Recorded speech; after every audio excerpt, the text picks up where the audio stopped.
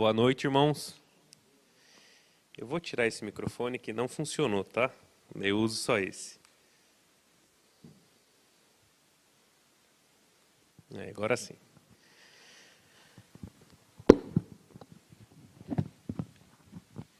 Peço que os irmãos abram a Bíblia de vocês em 1 Reis, capítulo 17, a partir do verso 1. 1 Reis, capítulo 17, a partir do verso 1 até o 6.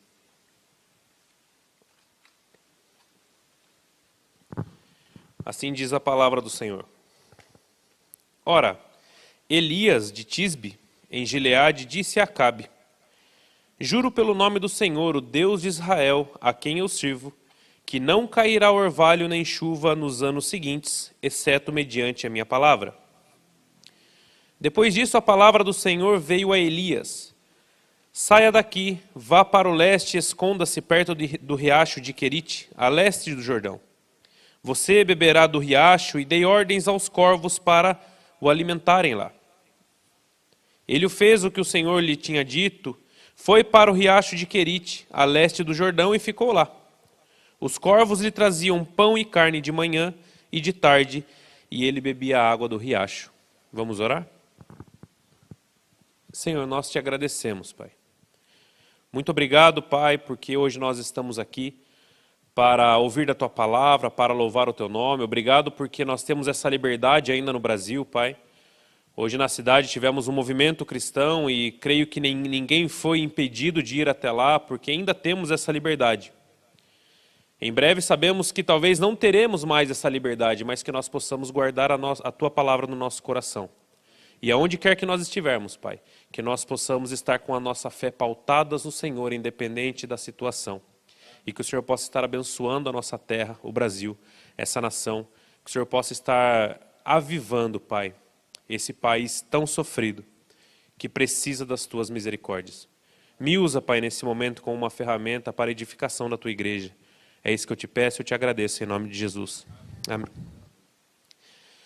Irmãos, hoje nós vivemos em um mundo de capacitações. Quem aqui já fez algum curso, alguma faculdade, alguma coisa? Quem aqui já estudou alguma coisa? Todos nós. Nós vivemos em um mundo onde, se nós queremos nos aprofundar em algo, obviamente nós temos que estudar sobre algo. Nós temos faculdades espalhadas por todo o país, por todo o mundo. Temos escolas, começamos no prezinho, daí nós vamos escalando aí uma escada.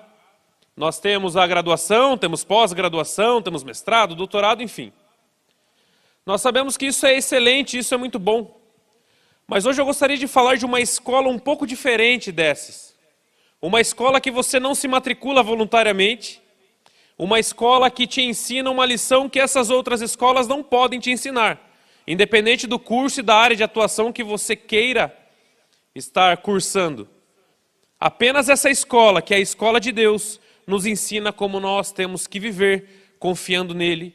E essa escola, todos nós, queira você ou não queira, você é um matriculado dessa escola. E muitas vezes nós nos perguntamos por que tais coisas acontecem só conosco. Por que tais coisas acontecem comigo? Por quê? E nós vamos entender hoje, nós vamos falar sobre um personagem matriculado também nessa escola, como todos nós, que passou por problemas e situações que, na verdade, eram uma preparação para o que viria. E nas nossas vidas é exatamente assim. Você não passa nada por acaso, você não sofre nada em vão, tudo é uma preparação de Deus na sua vida para o que está por vir. E hoje nós vamos falar sobre Elias. Para nós entendermos um pouco mais sobre esse texto, nós temos que voltar um pouco na história de Israel. Após a teocracia, após o governo de Deus sobre o povo e o primeiro rei Saul, que daí começa a monarquia no povo de Israel, os primeiros 120 anos de monarquia entre o povo foram governados por Saul, Davi e Salomão. Após a morte de Salomão, o seu filho Roboão, ele quis impor um peso maior que seu pai já havia colocado sobre o povo, e o povo ele decide então seguir uma figura chamada Jeroboão, um rebelde de Israel, que já havia se rebelado contra Salomão. Então há um racha no povo de Israel. A nação agora não estava mais unida. Os 120 primeiros anos, com problemas ou não problemas, a nação estava unida. Agora a nação de Israel estava rachada. As duas tribos de Judá e Benjamim ficaram a mando do rei Roboão, filho de Salomão, descendente de Salomão, e o herdeiro do trono. Mas as outras 10 tribos decidiram seguir Roboão. E daí se fundou a tribo do sul e a tribo do norte. Nós sabemos que essa tribo do norte durou aproximadamente 210 anos. Passaram sobre a tribo do norte aproximadamente 19 reis. E todos eles andaram em caminhos de longe do Senhor.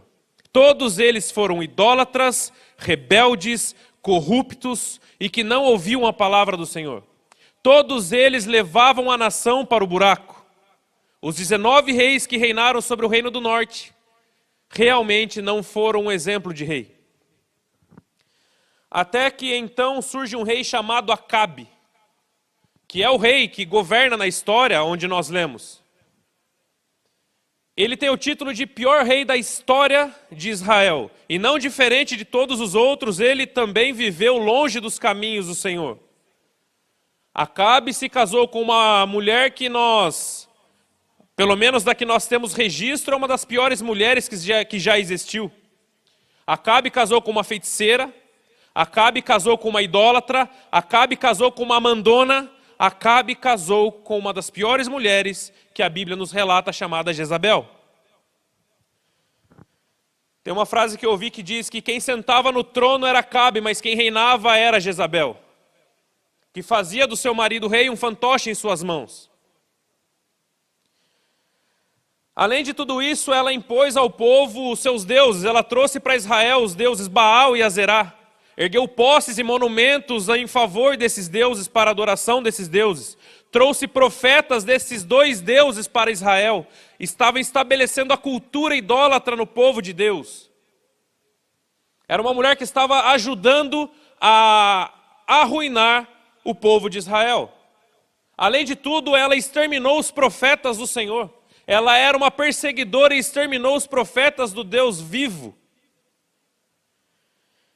Então nós vemos que foi nesse contexto que Elias foi levantado para pregar para o seu povo. Um contexto de perseguição, um contexto de uma nação corrompida e rachada, um contexto de idolatria, um contexto de rebeldia.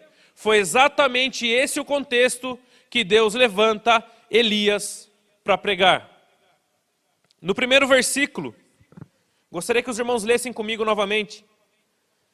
Diz assim: Ora, Elias de Tisbe, ou Tesbita, de Gileade, disse a Acabe, o rei: Juro pelo nome do Senhor, o Deus de Israel, a quem sirvo, que não cairá nem orvalho e nem chuva nos anos seguintes, exceto mediante a minha palavra.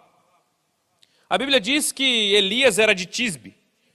Em outras traduções diz que ele era um tesbita.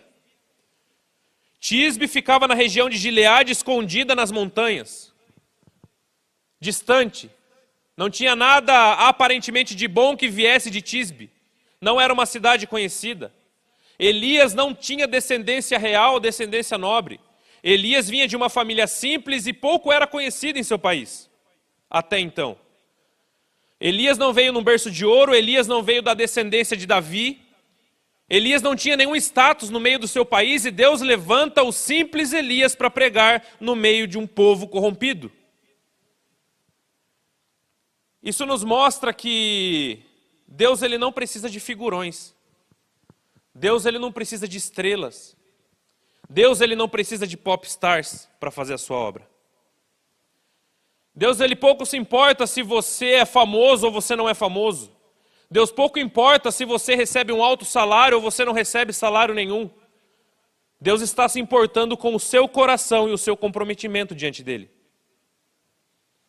E infelizmente hoje nós vemos a decadência de um país, ou não só desse país, mas de vários outros, onde principalmente no meio gospel tem muita estrela. Cantores, pregadores, cobram altos e exorbitantes cachês para desempenhar um papel que o próprio Deus deu dom para ele fazer. Pessoas que pouco se importam com a obra, mas se importam com o benefício que a obra traz para eles.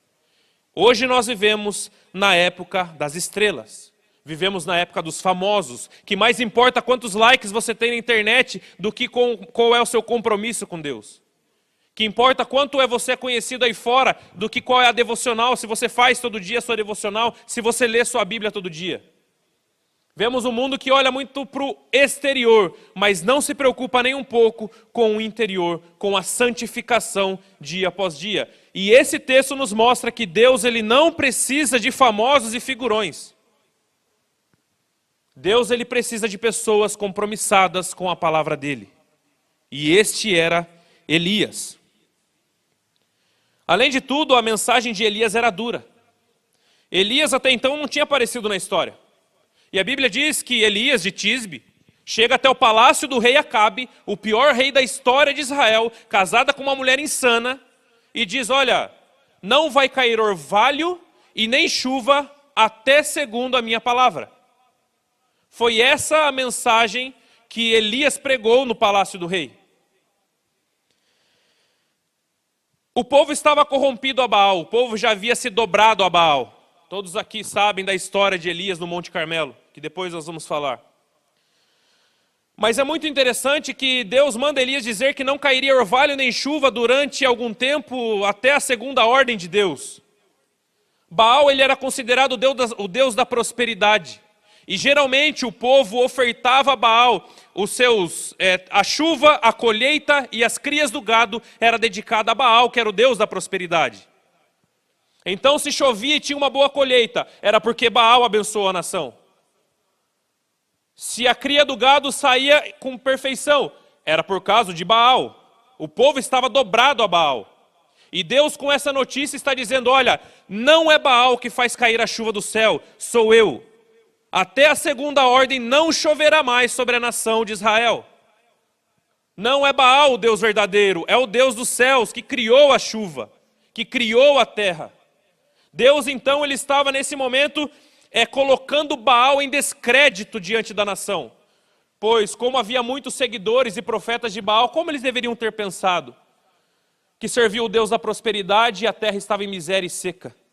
Então Deus estava quebrando o orgulho do povo de Israel.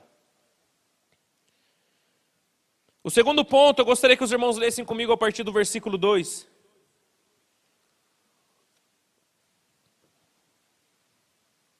Diz assim: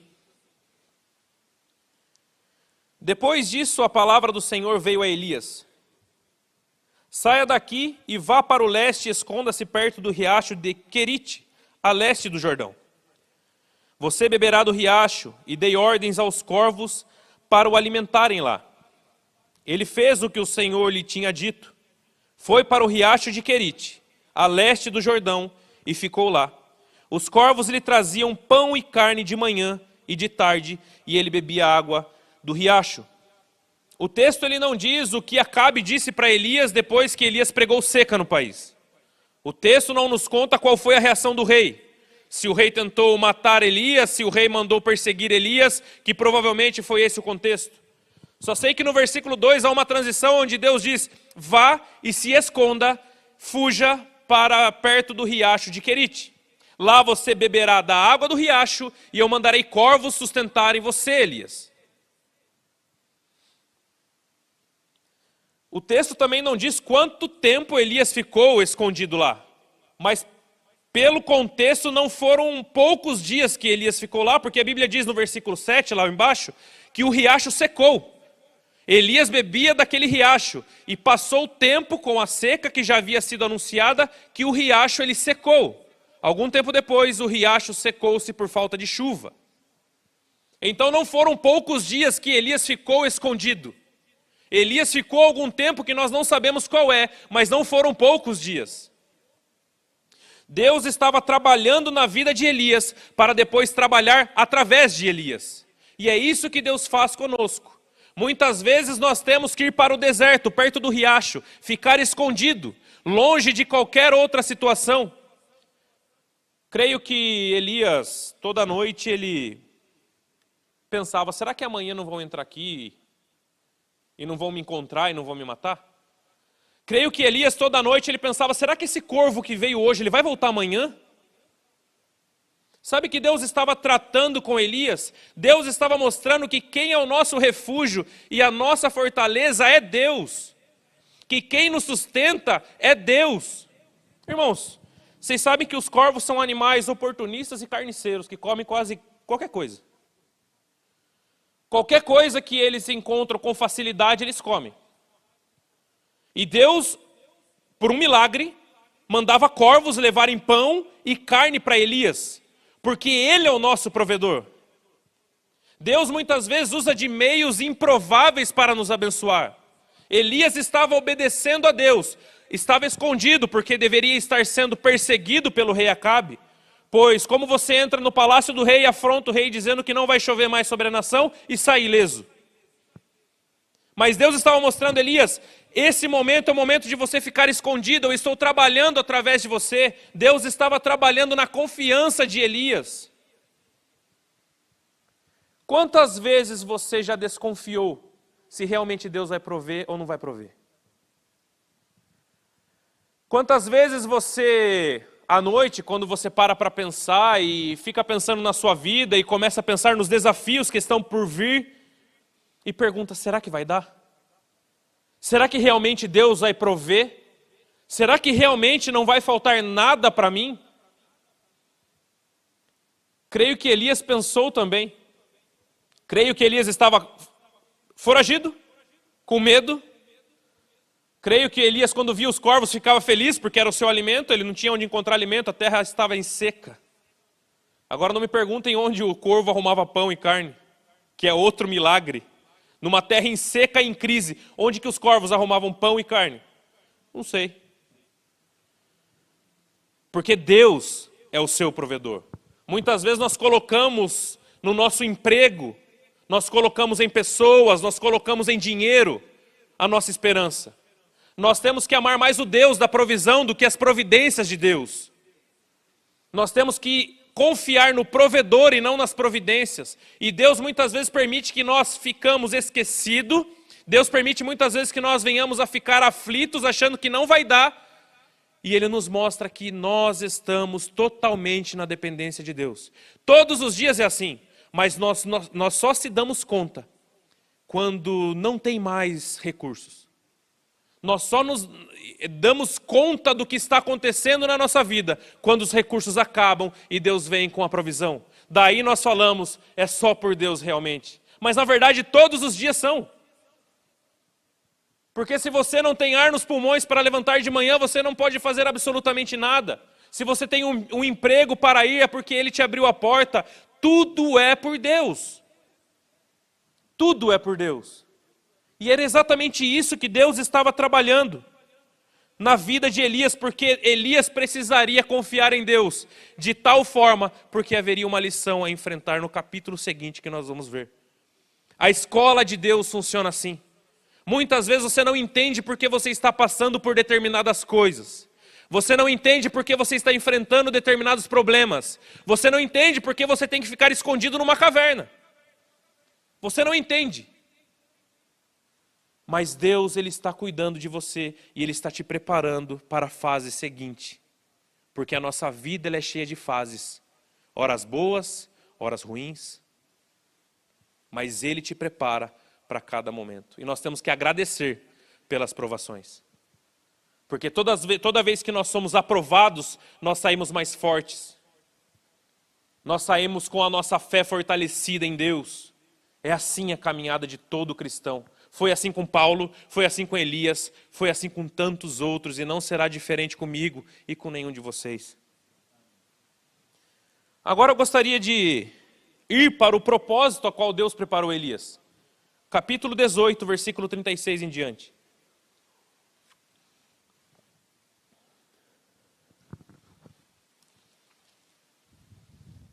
Capítulo 18, versículo 36 até o 39 diz assim: À hora do sacrifício, o profeta Elias colocou-se à frente do altar e orou: Ó Senhor, Deus de Abraão, de Isaque e de Israel, que hoje fique conhecido que tu és Deus em Israel e que eu sou teu servo e que fiz todas essas coisas por tua ordem. Responde-me, ó Senhor, responde-me, para que este povo saiba que tu, ó Senhor, és Deus e que fazes o seu coração voltar para ti. Então o fogo do Senhor caiu e queimou completamente o holocausto, a lenha, as pedras e o chão, e também secou totalmente a água na valeta. Quando o povo viu isso, todos caíram prostrados e gritaram: o Senhor é Deus, o Senhor é Deus. Essa acho que é o ponto mais famoso da caminhada de Elias. Após 3 anos, olha só que muitas vezes o período da seca demora a passar. Muitas vezes a provação que você está passando está demorando a passar. Essa seca em Israel durou 3 anos. Após 3 anos, Deus novamente decide mandar chuva sobre a terra. O povo já estava humilhado, os seguidores de Baal já estavam humilhados, o povo, a nação já estava quebrada em miséria, porque se não havia chuva, não havia colheita. Se não havia chuva, faltava água para os animais e muitos morreram. Uma crise econômica estava sobre Israel. Não apenas uma crise espiritual, mas uma crise econômica. O país estava acabado. Porque Deus muitas vezes Ele permite que nós venhamos a ficar humilhados para o nosso coração se quebrantar. A nação tinha um coração duro, idólatra, mas Deus foi quebrando através da seca. Porém, antes de mandar a chuva, Elias desafia todos os profetas de Baal e Azerá, os 2 deuses da mulher do Acabe. Jezabel havia trazido 2 deuses para Israel, com seus profetas e tudo mais. Então Elias ele desafia os profetas de Baal para subir no Monte Carmelo e provar quem é Deus em Israel. Antes de mandar a provisão da chuva, Deus estava querendo mudar o coração das pessoas. Antes de mandar a provisão, o provedor estava se fazendo presente no coração das pessoas. E é isso que nós temos que entender. Muitas vezes nós ficamos esperando só receber, receber e receber, mas o nosso coração está longe de Deus. E esse texto nos mostra isso. Qual a diferença se Deus fizesse cair chuva novamente e o povo continuasse com o seu coração idólatra e obstinado? Não faria diferença nenhuma. Mas antes de derramar a provisão, Deus ele transforma o coração das pessoas. Enquanto nós não nos dobrarmos a Deus, enquanto nós não tivermos um coração quebrantado, as bênçãos do Senhor não vão cair sobre a sua vida. Porque para Ele, primeiro é o seu coração que mais importa. Não importa se você tem isso ou aquilo, ou Ele está provendo na sua vida. Para Ele o que mais importa é onde está o seu coração diante dEle. E o coração do povo de Israel estava totalmente desviado e corrompido. A Bíblia diz então nesses textos, nesses versículos, que colocaram 2 altares no Monte Carmelo. Elias disse para picarem 2 novilhos, um em cada altar. Os profetas de Baal prepararam o holocausto, que era uma oferta queimada. E começaram por primeiro a orar a Baal para que ele mandasse fogo do céu para consumir o holocausto. Porque o combinado foi, quem enviasse fogo do céu primeiro e queimasse o holocausto, esse era o Deus verdadeiro. Nós estamos falando de Elias, um homem, contra 450 profetas de Baal, fora mais 400 profetas de Azerá. Nós estamos falando de 850 profetas pagãos contra Elias. Entendeu a confiança que Elias teria que ter em Deus para realizar algo dessa magnitude no povo? Entendeu porque Elias tinha que confiar em Deus e que aqueles corvos iriam voltar com o pão e com a provisão e que era Deus que estava provendo na sua vida para que ele tivesse tal confiança de desafiar a nação toda de Israel corrompida no Monte Carmelo. Ele foi preparado lá atrás para ser usado aqui na frente. Depois de muitas horas, os profetas de Baal clamando para que ele mandasse fogo do céu e mostrasse que ele é o Deus verdadeiro, nada acontecia. Os profetas dançaram, fizeram seus rituais, até se flagelavam e nada acontecia. Elias ainda zombava: grite mais alto, quem sabe o seu Deus não está dormindo? Grite mais alto, onde está Baal? E nada aconteceu, realmente nada aconteceu, porque Baal é um Deus falso. E a Bíblia diz que chegou a hora do sacrifício à tarde. Elias preparou o seu holocausto. Para não deixar dúvidas, mandou cavar uma valeta em volta do holocausto e encher de água. Mandou umedecer toda a carne. É mais difícil ou mais fácil pegar fogo quando está tudo úmido? É mais difícil, não é? Mas para não restar dúvidas, que o fogo de Deus é um fogo consumidor, mandou molhar tudo, colocar água em tudo. Quando ele clamou, Senhor, mostra que só o Senhor é Deus em Israel, e que todo esse povo está adorando um Deus falso, e que eu sou o teu servo, e mediante a tua palavra eu fiz todas essas coisas. Olha a humildade desse rapaz. Elias poderia muito bem dizer, olha, eu sou o profeta Elias, eu falei para não chover e não choveu. Olha, eu sou o profeta Elias, eu sou diferente. Ele diz na oração, mostra que eu sou o teu servo e mediante a tua palavra eu fiz todas essas coisas. Tudo que você faz para Deus, tudo que você faz, não é por você, é por Ele. Nós não fazemos nada por nós mesmos. Não tem ninguém mais importante ou maior do que o outro. Todos nós somos apenas servos e temos que nos contentar com isso. Por isso que Deus ele não precisa de figurões e famosos. Porque todos nós somos iguais perante Deus. Então quando ele clama, cai fogo do céu e consome o holocausto na hora. E todo o povo que estava corrompido a Baal, caíram prostrados e disseram, só o Senhor é Deus, só o Senhor é Deus. O propósito de Deus através de Elias foi cumprido. Fez com que o coração do povo voltasse para ele. Deus estava chamando novamente a nação de Israel para si. Preparou Elias numa situação para usar Elias em outra, e é assim que ele faz conosco. Portanto, se a prova muitas vezes está difícil de passar, e você não entende o porquê, calma, Ele está te preparando para alguma coisa que vai vir que você não sabe. Mas que lá na frente você vai necessitar dessas lições, porque assim é a escola de Deus. Elias foi um aluno aprovado na escola de Deus. Em nenhum momento o texto diz que Elias ficou aí reclamando, perto do riacho, Senhor, está secando o riacho. Senhor, e agora? Será que esse corvo volta ou não volta? Ele confiou em Deus. Como está a sua confiança em Deus? Você tem confiado mesmo? Ou você tem confiado quando parece que está tudo bem? A provisão está lá, a despensa está cheia, está tudo bem, a saúde está em dia, está tudo bonito. Irmãos, nesse momento é fácil confiar em Deus. Porque você abre a sua despensa e está cheia. Você vai no médico, está tudo redondinho a sua saúde. Mas e quando a enfermidade aparece, você continua confiando em Deus?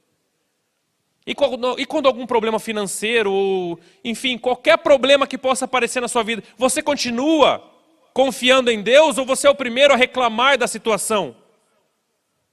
Nós vemos um país murmurador, nós vemos um país semelhante ao povo de Israel quando estava no deserto. Comia carne, comia pão, mas não estava bom. Deus, Ele provê na sua vida todos os dias. Nós temos que parar de agradecer a Deus apenas quando acontecem coisas extraordinárias na nossa vida, mas nós temos que agradecer a Deus por um simples pão com margarina que tem em cima da sua mesa. Você tem que agradecer a Deus por uma simples atitude que aconteça, uma simples situação que aconteça no seu dia a dia, porque tudo é provisão do Senhor. Tudo é provisão dEle. Estamos nas mãos dEle.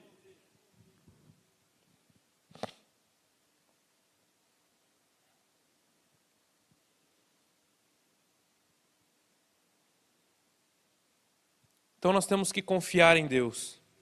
É isso hoje que eu gostaria de passar para os irmãos. Confiança. Confiança porque Ele conhece o seu coração. Problemas todos nós passamos.